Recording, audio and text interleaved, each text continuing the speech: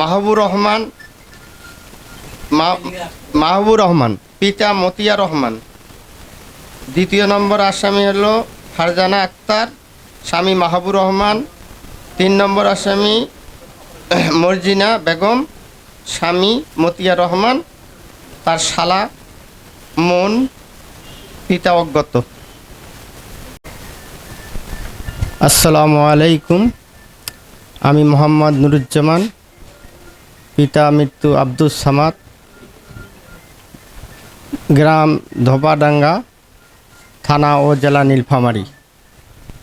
আমি আপনাদের মাধ্যমে অভিযোগ জানাইতেছি যে প্রধান উপদেষ্টা ডক্টর ইউনূস সাহেব এবং প্রশাসনের সকল ভাইয়ের প্রতি যে আমাদের নীলফামারী থেকে মাহবুব নামে এক লোক 8 ভাইকে প্রবলনা এবং বিভিন্ন ধরনের আশ্বাস দিয়ে তাদের কাছে 1 কোটি টাকার মতন হাতিয়ে নেয় এবং বলে যে আমি গিরিজে থাকি, তোমরা যদি গিরিজে যাও তাহলে 5 হইতে 6 লাখ টাকা বেতন পাবা।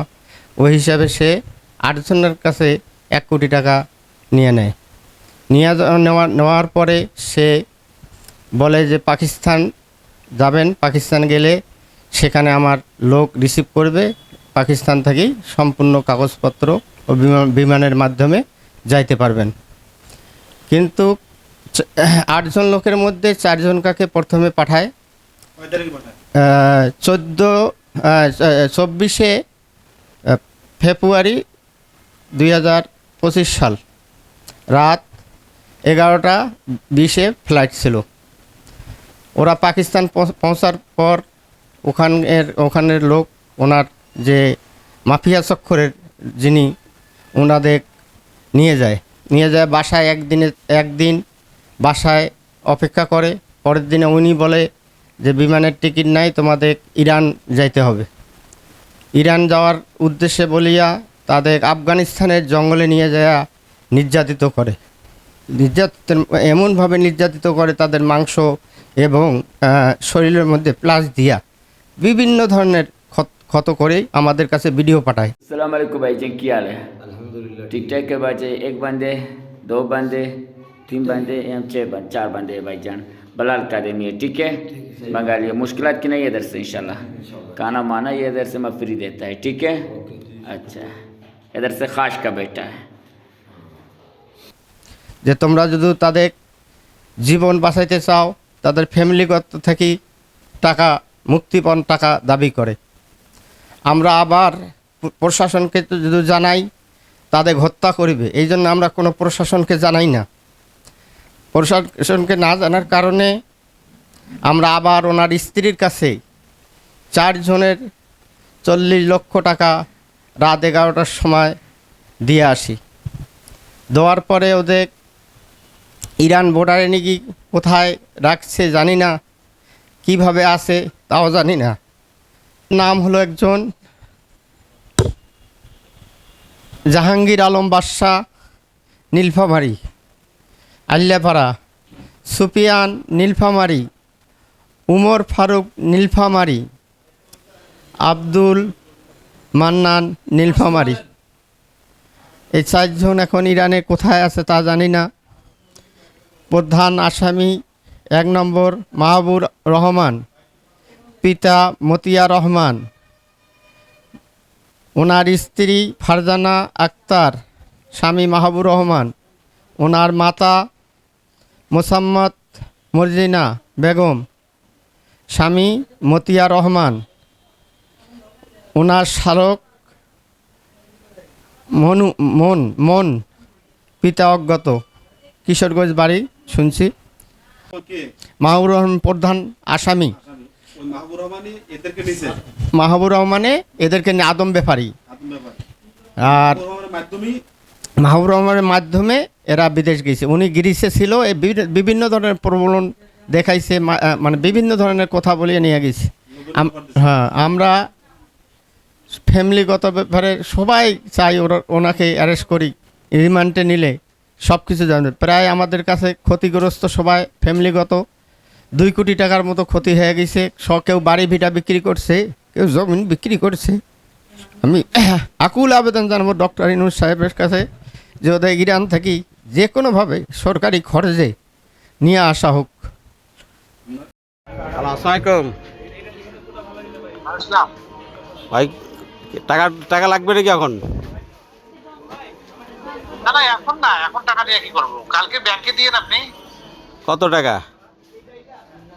ওই 1 লাখ টাকা। 1 লাখ টাকা নাকি? ওরা কোন জায়গায় আছে এখন? ওরা আছে এখন ইরানে। ইরানে আছে নাকি? তা আপনার সাথে তো আমাদের কন্ট্যাক্ট হয়েছিল, 3 লাখ টাকা দিলে আপনি ওখানে পাঠিয়ে দিবেন কন্ট্যাক্ট হয় না এটা?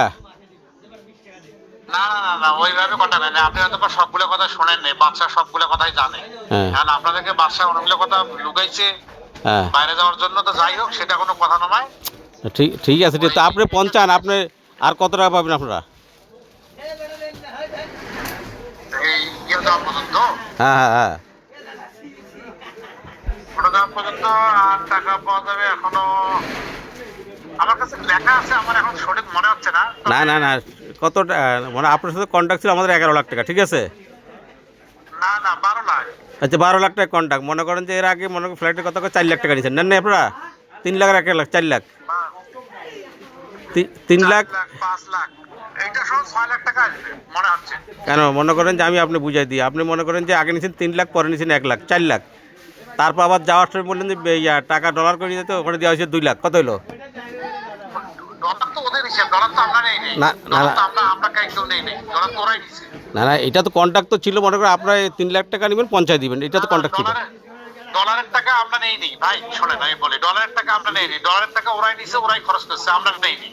না না না, আপনার তো মনে ডলারের টাকার সঙ্গে আমাদের কোনো সম্পর্ক নাই। না, 12 লাখ টাকা পরে খরচ তো আপনারা নেবেন না? মানে ওরা 12 লাখ টাকা তো, 12 লাখ টাকার মধ্যে ডলারের টাকা তো আমরা নেই নেই। ডলারের টাকা আমরা নেবো কেন? ডলার তো ওদের কাছেই, ডলার তো আমরা নেই নেই। তা আবার যে কিছুদিন পরে যে আবার 1 লাখ টাকা পাঠালাম, আবার 1 লাখ টাকা পরে এই টাকাটা?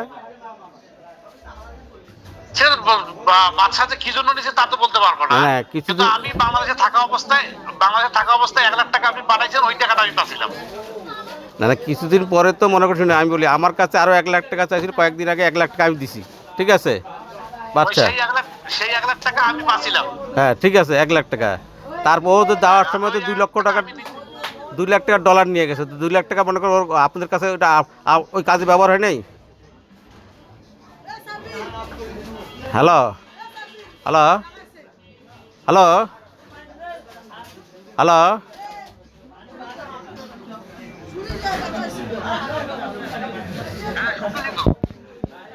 মনে করেন শুনে আমি বলি, মনে করেন যে ও যাওয়ার সময় 2 লাখ টাকা, তো ওটা তো ওই কাজেতে ব্যবহার হয় নাই?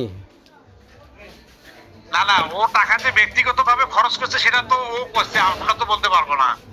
কেমন করে না, মনে করেন যে মনে করেন যা 50 পর্যন্ত, মানে আপনাদের কথা ছিল তো 50 পর্যন্ত আপনারা টাকা নেবেন, ঠিক আছে না?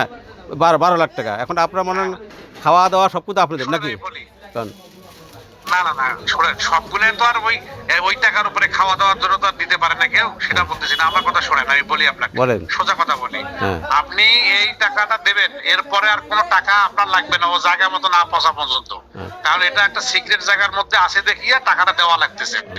এরপরে আর দেওয়া লাগবে না। না, আপনি টাকাটা কালকে অ্যাকাউন্টে দিয়ে, সমস্যা নাই কোনো, মানে অন্য কোনো প্রবলেমের নাই, কোনো সমস্যা নাই। আচ্ছা, 1 লাখ টাকা শুনেন, 1 লাখ টাকা আপনি কালকে তাহলে লোক পাঠান, আমি কালকে 1 লাখ টাকা আপনাকে দেবো। আমি কি তার ব্যাংকে টাকা দেবো না? আপনি বাড়ি, ওই যে সুফিয়ানের না শালা, না না, আমি আর খিবো না। আপনি যদি এখন এই 1 লাখ টাকা নিতে হয়, আপনার বাড়ি এলে কি বা আপনার মাকে পাঠিয়ে দিবেন, আমি টাকা 1 লাখ টাকা আমার কাছে বুঝি পাবে, ও পারপাসে আমি টাকা দেবো আমি। না না, ওই যে সুফিয়ানের না, ওইভাবে আর টাকা দেবো না। আপনি তাহলে তা শুনেন, আপনি তো মনে করেন টাকা দিতে তো আমরা বহু টাকা দিছি, ঠিক আছে? এর আগে দিলাম 4 লাখ, ডলার নিয়েছে 2 লাখ, আবার পাঠাইলাম 1 লাখ, আবার ফির ও মনে কর মা পাঠাইছে 1 লাখ, ও কি করছে সেটা তো আমরা বলতে পারবো না। ঠিক আছে? তো এখন মনে করেন যে আপনার তাহলে কালকে টাকা নিতে গেলে মনে করেন যে আপনি আপনার ওয়াইফকে পাঠাই দেন, ক্যাশ নিয়ে যাবে, কোন পারপাসে টাকা নিয়ে যাবে, তাহলে আমার কাছে লিখিত দিতে হবে যে আমরা বিদেশে পারপাসে এত টাকা নিলাম আর কি, এই 1 লাখ টাকা নিলাম। এখন আর আমরা টাকা দেবো না ওই ডকুমেন্ট ছাড়া।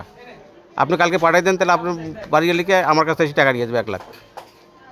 ঠিক আমার আছে। বাড়ি থাকলে তো আপনার কাছে যাবে, সেটা বলতেছি না। তা আপনার মাকে পাঠাই দেন। সমস্যা কোথায় আমি তো এটা বুঝতেছি না। না না, সমস্যা না, টাকা দিতে তো আপনি তো বহু টাকা দিয়ে দিচ্ছি। এখন পর্যন্ত আপনার সাথে কথা হচ্ছে, তো আপনি আমার দোকানে এখন আসছিলেন। আপনারা যতগুলো টাকার হিসাব দিচ্ছেন, হ্যাঁ, হ্যাঁ। শুনেন আপনারা যত আচ্ছা ঠিক আছে, আপনি অত টাকা পান নাই ভালো কথা, কিন্তু আপনি 50 পরে টাকা নেন। আমি যেমন বাচ্চার না না আমি শোনেন, আমি যেমন বাচ্চার মার কাছে শুনছিলাম যে জমি বিক্রি করছে 19 লাখ। হুম। এখন আমি টাকা আমার কাছে টাকা আসছে 5 লাখ, এবার দিলে 6 লাখ। এখন আপনি যদি আমার 19 লাখের টাকার হিসাব স্যার আমি আপনাকে দিতে পারবো? না আমি তো না শুনুন, আমি বলি ঠিক আছে, আপনাকে আমি কথা বুঝে দিচ্ছি। মনে করেন যে আমার সঙ্গে 4 লাখ টাকা আপনার নিচ্ছেন, আগে 3 লাখ, পরে বলছেন যে ফ্লাইট লাগবে 1 লাখ টাকা, ঠিক আছে? ও ডলারের জন্য নিল আবার 2 লাখ টাকা। এই ডলারের টাকা তো আপনি আমাকে হিসাব দিতে আমি মানবো না, ডলারের টাকা তো আপনার নেই। তো ভালো কথা, ওইটা টাকা তো ওর কাছে আছে, তোর কাছে বলছে যে খরচ আছে, রাস্তায় খরচ হচ্ছে, এই টাকাটা দিচ্ছে। টাকা নাই, হ্যাঁ ওর কাছে তো টাকা নাই। আচ্ছা ঠিক আছে, এখন কালকে যদি আপনি 1 লাখ টাকা নেন, আমি আর কোনো ব্যাংকের টাকা দেবো না, আপনি লোক পাঠাই দিবেন, ঠিক আছে? আপনার লোক আসি আমার কাছে টাকা নিবে, কোন পারপাসে টাকা নিবে? আপনি এখন আপনার মাকে পাঠান না, ওই না আপনার আপনার নিকট লোক লাগবে, বুঝছেন তো? ওই আপনার ভাইকে পাঠান, নিকট লোক আপনার কাছে কে যাবে? যে আপনি আপনাকে আপনার ওয়াইফকে পাঠাবেন। আমার ওয়াইফটা তো নীলফামারী থাকলে না আপনি পাবেন। কোথায় আছে উনি? ও তো ঢাকায় আছে, বললাম না যে আমি যখন বিদেশের বাইরে আসি তখন ও ভাইয়ের বাসায় আছে, তখন থেকে ওখানে আছে। ঠিক আছে, না তাহলে আপনি আমাকে পাঠান। ভাই নাই, আপনি আপনার মাকে পাঠান। আমি তো একাই। না ঠিক আছে, আপনি আপনার মাকে পাঠান, তাহলে তো আপনার আমার ছেলে মুখ দেখা আছে, এই বারবার আমি টাকা নিলাম, এখন আর ডকুমেন্টস ছাড়া কোনো টাকা দেবো না। আপনার তো এতদিন টাকা নিতে আছেন, ঠিক আছে? টাকা তো নিতে আছেন আপনারা, ঠিক আছে? আপনার তো টাকা নিতে মনে করেন 10 লাখ টাকা দানাই পানি করে 10 লাখ টাকা শেষ হয়ে গেছে, ঠিক আছে? এখন ওই বুঝতে পারছি, না ঠিক আছে, সমস্যা নাই। আপনারা টাকা না দিবেন কোনো সমস্যা নাই, ঠিক আছে? ওটা নিয়ে আমি মাথা আমার ওটা নিয়ে মাথা কোনো হেডেড নাই। তাহলে ঠিক আছে, আপনারা পাঠাই দেন 50 পরে বলবে আমরা টাকা দিয়ে দেবো, বাকি টাকা যেই টাকা কন্ট্যাক্ট টাকা, যদি আর ডলার নিয়ে আপনি না দেওয়া, বাকি টাকা আমরা দিয়ে দেবো, ঠিক আছে? আপনি এখন মনে করেন যে ওই সিস্টেমে আসেন, ঠিক আছে? আপনার টাকা তো আমি দিতে আছি।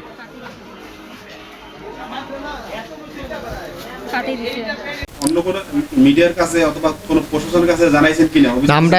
আমরা কেন জানাই নেই, ভয়ে জানাই নেই, তাদের মারি ফেলবে না কি ফেলবে, এই জন্য আমরা জানাই নেই। প্রশাসনকে জানান নাই যে তাদেরকে মেরে ফেলবে? হ্যাঁ, এই ভয়তে জানাই নেই। তারা মাহবুর বলছে যদি তো কোনো প্রশাসনকে জানান তাহলে তাদের ক্ষতি হবে।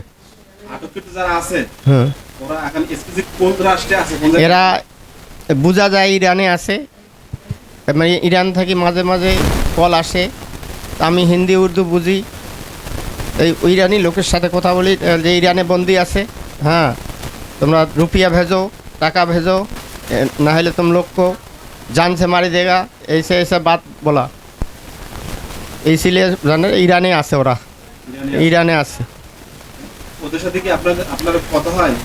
যারা 4 জন আছে, মিডিয়া ওই সন্ত্রাসীরা মাঝে মাঝে ওদের দিয়া কিছু কথা বলায় যে টাকা ভেজো, টাকা পাঠাও, হ্যাঁ, কিন্তু ভালো মন্দ জিজ্ঞেস করলে কিছুই বলে না। এখন কত টাকা দাবি করে? প্রথমে তো 4 জনের কাছে প্রায় 50 লক্ষ টাকা দাবি করছে, ওইটা আমরা দিছি। এখন পর্যন্ত এখন এই 12-14 দিন 15 দিনের মধ্যে এখনও কোনো টাকা চায় নেই। এখন কী অবস্থা আছে আমরা জানি না।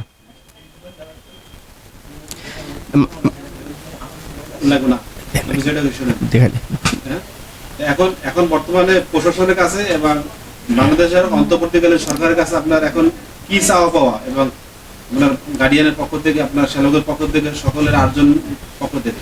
আমি জানি যে আমরা এই জন্য প্রশাসনের কাছে অনুরোধ করব যে মাহবুর রহমান, যিনি এই মানব পাচারকারী চক্রের মূল হোতা, তাকে ধরিয়া রিমান্ডে নিলে সব কিছু জানা যাবে। কিন্তু ওনার স্ত্রী আরও বেশি জড়িত, যতগুলো টাকা হাতাইছে ওনার স্ত্রীর দ্বারা হাতাইছে। রাত 12টা 1টা 2টা কিছু ভয়েস আছে আমাদের কাছে, কিছু ফটো আছে, কিছু চেক আছে, সম্পূর্ণ আপনাদের মিডিয়ার কাছে আমরা তুলে দেব, এতে সব কিছু আপনারা সত্য জিনিসটা জানতে পারবেন।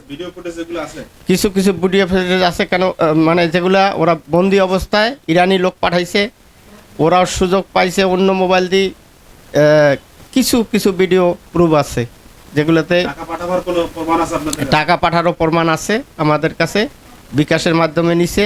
কিন্তু রাতের বেলা যেটা পরবর্তী যে 40 লক্ষ টাকা 4 জনকার নিছে, সেটা হয়েছে মাহবুবের স্ত্রী আফরোজা আক্তার, ইনি ওর বাসা থেকে নিছে। আতপ ব্যাপারী মাহবুব রহমানের সাথে আপনাদের সাথে কিরকম কিভাবে পরিচয়?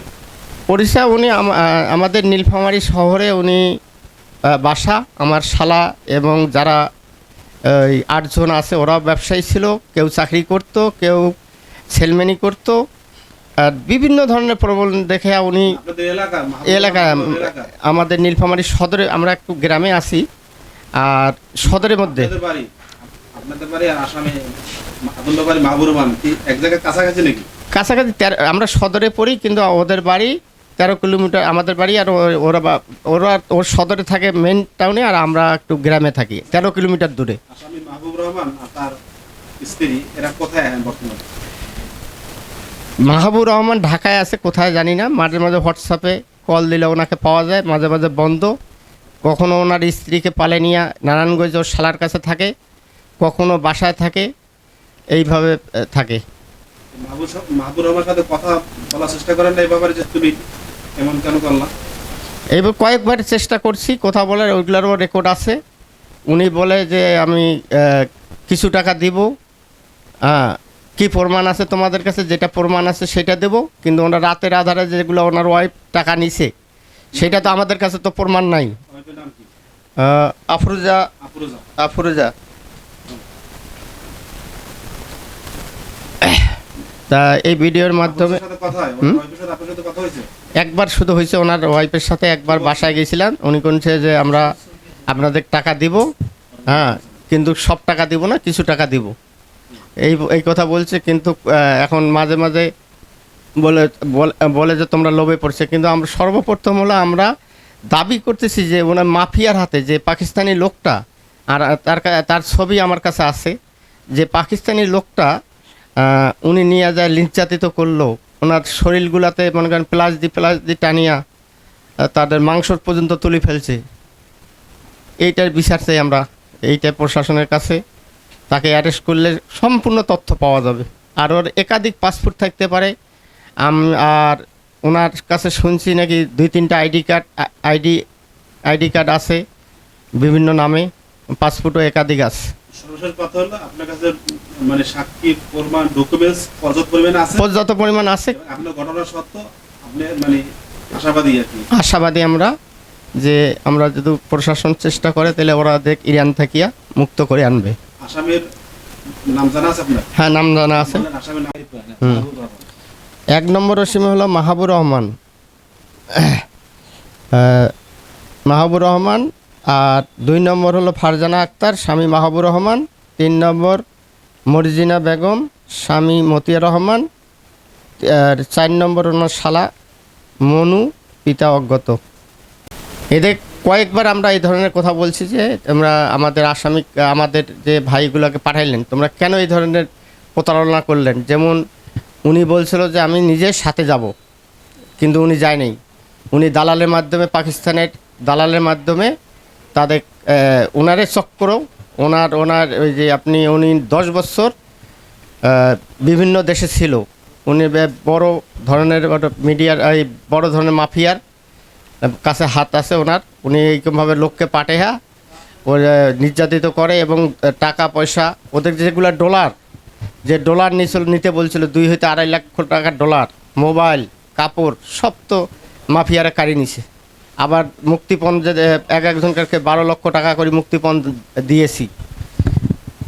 সবে তো ওনাকে যতক্ষণ ধরানো হয় ততক্ষণ বোঝা যাবে না যে উনি কি করছে। এই আসামিরা তো আপনাদের এলাকা? হ্যাঁ, আমাদের এলাকার সদরে থাকে, সবুজপাড়া। খালি একজন আছে, ওনার শালা, ও তো থানা কিশোরগঞ্জে হবে, নীলফামারী ডিস্ট্রিক্ট।